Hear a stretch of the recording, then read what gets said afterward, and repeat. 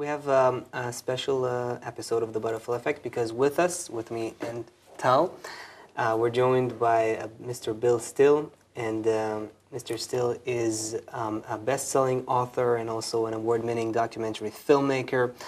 He created films that you might know. One of them, the first one is called The Money Masters. In 96. 96. Then we have The Secret of Oz. Which won Best Documentary in 2010 at one film festival. And the one that is just out now, if we can even show this, it's called Jackal Island. And all of Bill's films are actually focused on what is happening really in the world in the monetary realm. And what are the problems that we see or don't see, and where are we headed and how can we fix it? Fair to say that about 100 million people worldwide have watched your films. You're also a published author in newspapers, and you're a newspaper editor yourself. You've written in papers such as USA Today and LA Times and Omni Magazine and others. And how are you doing? Well, I'm enjoying Israel for the first time. I've never been here before, and it's a pleasure to be here. Being from a Christian community, you know, Israel is always a place that everybody wants to come, and so this is my time. Nice. Okay, great. So why don't we start with just hearing from you about what's in those films for those who haven't seen or just heard of them. Tell us a little bit about that. Well, when I was editing a newspaper, I got onto this story. But it didn't make sense to me. It took me 12 years to actually write a book. I kept coming back to it. When you're running a newspaper, really the only time you have to read books or think is between Christmas and New Year's. So you have that 1 week period, and where do you put your time there? So I'd always come back to this story because it didn't make sense to me. And it took me about 12 years before I published my first book in 1992, and then followed it with The Money Masters in 96. And basically, I try to help people to understand that this is not rocket science. The problem with not only Israel's economy, but the American economy and the economy of every nation on earth is basically the same. That's we're drowning in debt, both personally and governmentally. But we're never going to get out of this until we cure the governmental problem first. I believe that the most important thing that we can do to get out of this problem is to eliminate the ability of a nation-state to borrow money. Why would a nation-state borrow when a nation-state can create? It's the most awesome responsibility of a nation to be able to create its money and control the quantity of that money. Secondly, you have to eliminate the ability of banks to essentially counterfeit the national money, which is what they're doing through something called fractional reserve lending. When you go and get a mortgage, a loan from a bank, they don't go into the back room and pull out a pile of money and give it to you. No, they actually just give it to you in electronic digits off of a computer keyboard. They don't actually have the money. They somehow, by bribing politicians or whatever down through the years, have gotten this monopoly power to just create money out of nothing. And that's what the problem is today. So you have, that's why, in fact, it's so important that the first step is to eliminate the ability of the national government to borrow money, because primarily they borrow from the banks. Yes, there's a lot of savings bonds and all that, but primarily governments issue bonds into the open marketplace, and those bonds are bought primarily by banks and central banks, domestic and foreign. And so therefore, there is this corrosive effect where the banks eventually control the government. In the United States, this effect was noted as early as 1896 with William Jennings Bryan, with the most famous political speech ever given at a political convention. It was called the Cross of Gold speech, in which Bryan said that it's not that the government should get out of the banking business, it's that the banks should get out of the governing business. And that is the essential problem. We have lost our ability for self-governance because our governments are borrowing from banks. That's the first step until you cure that step, or at least make all politicians aware that this is the basic problem, you are never going to get effective legislation to fix the other problem, namely that banks get to counterfeit money by creating it out of nothing. The way the situation is now is banks lend to the government. The way the situation should be is reversed. The government creates the money, lends it to the banks at, let's say, 1%, then the banks lend it out to us at 2, 3, 4%, and they compete to give us the best deal. That competition would be healthy competition and would keep things at the lowest prices for we, the public. But since we have the reverse situation, that's not a good thing, and that has to be cured. Maybe just a few minutes of basic education just to make sure that all our viewers are on the same page and understand what we're talking about. So the bankers, the public officials, what's the current relationship and exactly how does it work? Because if you ask people who are not necessarily experts in economics, most people, they wouldn't know exactly how our money is created, where does it go, and what it's created from. So give us the explanation in in a short form. That's what I do. That's what I try to do. Unfortunately, the situation we're in today is that most money is not created by the government. If you go out on the street or you ask the average person out there in your audience, who creates the money? They're going to naturally say, well, the government creates the money. They say that not because it's the truth, but because they know intuitively that that's the way it should be. Government should be creating the money for the equal benefit of all citizens. But that's not the way it is.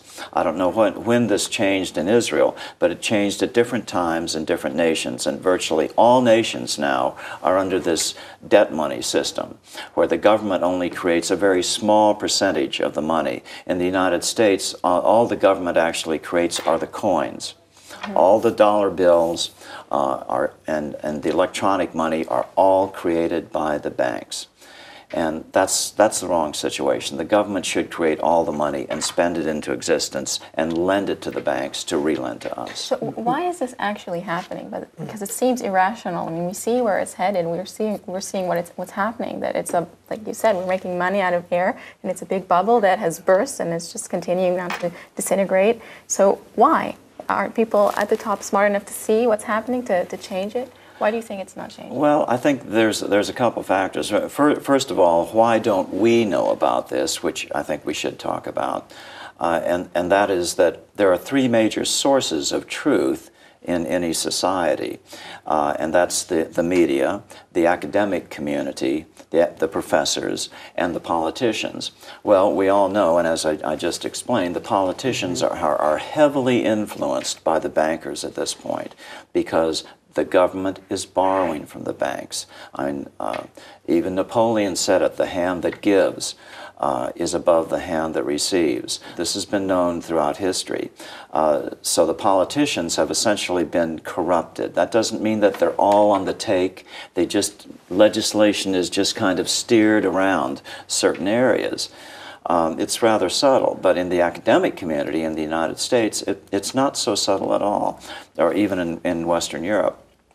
I have professors in the video who say that the academic community, starting about in 1970, there was a concept of tenure that used to protect professors from being fired for their political opinions. That worked very well until about the 1970s in the United States, when the Federal Reserve System embarked on a program of providing visiting professorships, giving them money, and there are only about 1,000 professors of monetary science in the United States.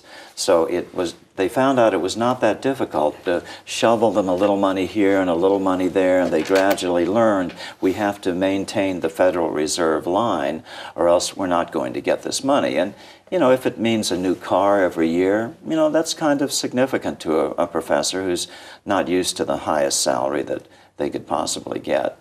So the academic community has, also the journals. There are only 9 large, non-significant economics journals in the United States. And all of the managing board of those journals are heavily influenced by people who either work currently for the Federal Reserve or have in the past or want to in the future. And so as Professor Richard Werner in my film from the University of Southampton in the UK states, these people have been completely co-opted at this point, where you have to either do research that the journals will print, and the journals will only print stuff that this debt money system approves of, or we can no longer have you at the university. And as he says, it's very shocking. And as he also says, as far as the creation of this debt, why would the government issue bonds to create money? Why would you borrow from a bank at interest the basic money for all of the people of your economy when you can just create it like people know intuitively should be done? The third problem is the media problem, and that's probably why you all are in existence, because you sense here in Israel that the traditional media is not telling the full story. So you sense that there's a place for you to tell an alternate view, and that's absolutely true. And the way that's done in the United States is also rather subtle. I know for a fact, because I know one of the presidents of 3 major networks in the United States, that this is done through lending. There's an old maxim in the banking community, and that's people will accept any loan offered. And so if a big bank comes in to a TV station and says, you know, we can buy you all new cameras and a brand new studio and a truck to go out and do your stories, and you'll look much better than these other networks. Of course, they'll say, great, we'll take it. Anyone will take any loan offered. And when you're in a competitive environment, such as the cutthroat environment in the United States media, well, then they go to the next the competitor, and they say, you know, this other guy, he just took a loan from us, he's upgrading his equipment, you'd better do the same thing. And pretty soon you get in an environment where they will borrow up to the maximum extent that they can, to the point where now the major networks in the U.S. cannot even pay the interest on their loans. They require that those loans be rolled over each time. And that gives the lender, in this case, J.P. Morgan is the one that is the major lender to these networks, tremendous power over the networks. It's a subtle power. It's not that Morgan gets on the phone every day and approves every story, but the managing editors, the producers, they all know, well, maybe we'd better not do that story, you know, against the banks, because J.P. Morgan, you know, might not give us that loan. So it's a subtle influence, but a significant influence. And when you combine the fact that the media, the politicians, and now even the academic community have all been corrupted by this power, it makes it very difficult for the average person to get the truth. And if I get any message through to the people of Israel here, we're doing conferences for the next few days in Tel Aviv, Jerusalem, and Haifa. Yeah, you were just in the Knesset as well, right? I was in the Knesset yesterday. But before we talk about that, if I can get any message through to the people of Israel, this is not rocket science. This is easy. It's just common sense stuff. Your government should not be allowed to borrow, ever, ever, ever. Why would a government borrow when a government can create? Number 2, you have to eliminate the ability of banks to create money out of nothing. That's called full reserve lending. It's nothing new. This is not a radical experiment. It's the way things used to be. Just gradually over the last century, this has all changed into the system we have now, where everything is built on a pyramid of debt that absolutely has to go on with ever-increasing debt to sustain itself until the entire thing collapses. We are absolutely on a one-way ticket to economic hell until we fix this problem. And the way we fix it are those 2 simple steps. Any person can understand this, and encourage your politicians to fix it the right way. Okay, so an important thing I think to understand is, why are we on our way to economic hell? Why does it have to happen? Does the current system, we understand that there's corruption, we understand that politics, media, academia, they're all in one way or another controlled. And so why is it destined to collapse? Because these banks are corporations, and there's not just one of them. They compete. And we found out as a result of the 2008 congressional hearings in the United States after the crash that the head of Citibank, he was asked, why did you participate in this? It's nothing but illegality. And he, kind of sheepishly admitted, when the music is playing, you have to get up and dance. And what that means is that when you're in an environment of ever-increasing illegality, to squeeze that extra dollar to make your numbers look good, make the numbers of Citigroup look good against the numbers of J.P. Morgan, it's a competition, and it's a competition of how to just squeeze the economy one more bit, and there's going to be no end to it. It's a system built on debt that absolutely must encourage increasing levels of debt. And so it can only go on for so long. Some of the brightest economists in the United States now realize that we've reached a point for the first time in human history called debt saturation, where this increasing level of debt no longer increases GDP. It's now starting to suppress GDP. So really they have no way out. They're in the debt money box and they don't know what to do. They only have two options, and that's austerity measures, which you're seeing in Israel. That's what was being debated yesterday in the Knesset, or increasing money printing or raising taxes.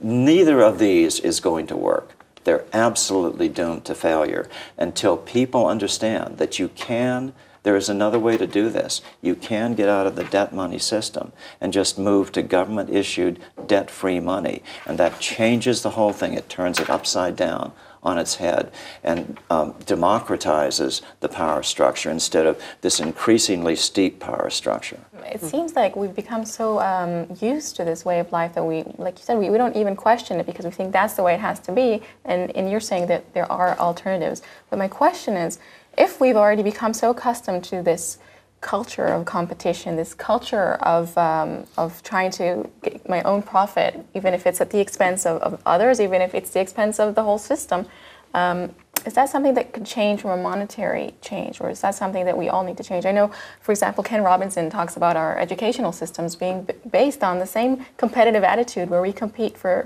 grades, for numbers. We want to get the highest grade in the class. I mean, there's a kind of mentality that we see that's pervasive, and it's not just in the economy, it's really everywhere we look. And my question is, if we're so used to that, would changing our monetary system be enough for us to change ourselves? Well, I don't know about that, but the problem is that there's a much more basic attribute of civilization on the line, and that's, are humans capable of self-governance? That's how humankind escaped serfdom in the first place. And without effective self-governance, that's where humankind is destined to return. And we already see that. So I think self-governance is more the question. And if we can claw back the power of self-governance, broaden that power pyramid to where the people on the bottom feel closer to the people in power, that's what self-governance is. If we can claw that back, then at least things will be much, much better.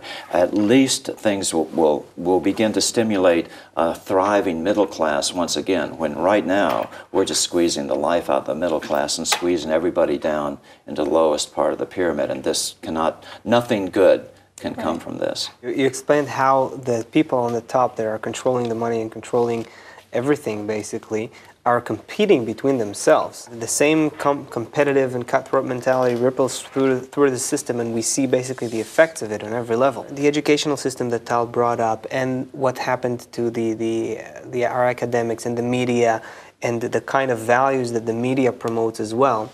Do you think that all of these will have to be changed afterwards as well? That the monetary reform will have to be coupled as well with something that will drive a value shift in order to prevent the same situation from happening, or a monetary reform will?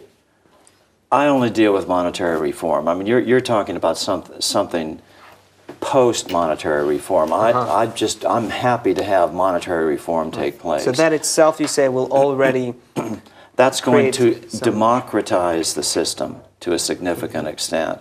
You know, William Jennings Bryan, another thing he said in that Cross of Gold speech in 1896 was, until monetary reform takes place, no other true reform is possible. And that's absolutely true, because the money system is at the core, at the base of every other thing. So I'm quite happy just to be a proponent for monetary reform, and then folks of your generation can figure out the rest. Yeah, because you know, it feels to me like the average person is kind of it's kind of weak in the face of all this power, and I mean, we like to take credit, as I like to have credit. I like to have the ability to get things I want. I'm so surrounded by the media and people around me who are living in this way that I want to do that too. I want to be just like everybody else. And so what I'm wondering is, how could I feel that I have power too? That I'm not a slave to a system. That I can make changes in my life. How can we give more power to the people? What can we tell our viewers today so they'll feel that they're not a little, you know, just a tiny piece of the puzzle, but they too have the power to change something? Well, they feel that they're not in control of their government anymore, because they're not. The banks have a tremendous control over governance right now, because governments borrow from the banks. And so, as I've made this little power pyramid model, the power pyramid now is very steep, and it's steepening more and more every year. That puts the average person way far away from the people who are the decision makers. And everybody feels that intuitively. They feel that they no longer really can influence their parliamentarian, that he's much farther away, and he is. That's the problem. So we have to re-democratize self-governance. And the answer is not to give up on government. I just want to stress that. Government is all we've got. It's just out of our control right now. We have to take that control of self-governance back, or there's absolutely no hope. There are only two things that can happen here. You either have the rule of law, or you have the law of the jungle. Now, there's nobody out there in your television viewing audience, I guarantee you, that if they understood this, would vote for the law of the jungle. Everybody wants civilization, stability, and the rule of law. And in order to have that, you have to empower effective self-governance. I think also they'd like to have trust in their government. I think that's something. Do you trust yourself? Would you trust yourself to be in Parliament? I don't know. You would. I know you would. We just talked about that, and so would you. Maybe if I had a lot of friends to watch out for me. Yeah, something like that. Actually, it's a critical point. I mean, what Bill said about how people naturally, intuitively today feel that you can't trust your government. Right. They don't know why, maybe. Well, I met with parliamentarians just yesterday. I met with Mr. Braverman, who's head of the Economic Committee. I met your secretary, the equivalent of your Secretary of Treasury. Mr. Braverman is a very well-intentioned guy who knows there's something wrong with this system, and he is determined to get at the core of it. And he spoke to me very heart-to-heart in the lunchroom of the Knesset yesterday, and I think we can have a significant relationship with him in the future. And you think that if one country will change, that... Oh, absolutely. That's such a key point. We're reaching a tipping point in human history here. Everyone, I travel around the world, and there's people just like you folks in every country. We all know something's wrong. We all know we've lost control of our government. We know somehow the monetary system has something to do with it, but we don't know exactly what to do. We're going to reach a tipping point, which in political science is nothing happens, boom. All of a sudden it happens really fast, and everybody goes, oh, we knew that all along. Right. But they wouldn't admit that beforehand. The example is the perfect example is the Berlin Wall. It looked like it wasn't going to happen. Boom, in 1 week it was gone. You just have to focus people on the basic, simple stuff that needs to be done. If we all moved in the same direction, we could get this done in no time at all. That's interesting. If we all move in the same direction. So how do we get people to move in the same direction? I think that's a good question. That's why I'm here. That's why I make films. That's why I encourage people to know that you can get this. You can fix it. You can understand it. Your politicians will listen to the simple truth. Okay, I think since we have 2 minutes left, I'd like to, you mentioned your films, and I'd like to once again to just show Jackal Island. This is your latest film, just out. Tell us a little bit about what's the unique addition in this film on Well, top of your other I made it films. just because of the 1907 crash in the United States, when J.P. Morgan and the Rockefeller family deliberately caused a depression in the United States, or a crash in the New York stock market, to deliberately drive out some of their competitors. The Knickerbocker Bank, owned by the Heinz Group, is what they were after. But the depression spread throughout the whole country. The panic spread. It caused this big depression, but people back in those days were much more aware of what was going on. They knew the bankers had done this. Why? Because they had an honest press and an honest academic community and some honest politicians. We don't have that today. So they knew much more what was going on. They got mad. They wanted to change it. Congress was determined to change it. And so the bankers gathered together, and the secret train went down to this little remote island off the coast of Georgia, Jekyll Island. They met. They knew there was going to be legislation to fix this problem. So what they did was write the legislation. That's what they did. And then they put it back into the system. They had to keep it secret. If it got out that the bankers had written the legislation, it wouldn't pass. That's eventually what passed in 1913 with the passage of the Federal Reserve Act. And so, from that moment basically until today, the Federal Reserve is we've been under this money. consolidated debt money system that's got to go, because it's strangling the life out of every economy on this planet. Well, I gotta say, we're just before we have to conclude, I gotta say what I've learned, other than the really why there's a need for monetary reform, is that this kind of awareness will spread, first of all. That people need to understand, to be more active, at least in knowing, in not just being fed by conventional stories from media and so forth, but to really understand what's going on. What's a URL that we can give to our viewers right now? Sure, it's JekyllIsland-themovie.com, and Jekyll is with 2 L's, Jekyle. Okay, so JekyllIsland-themovie.com is where you can find the latest film from Bill. I want to thank you very much, Bill, and thank you, Tal. Thanks to our viewers. We'll see you next time.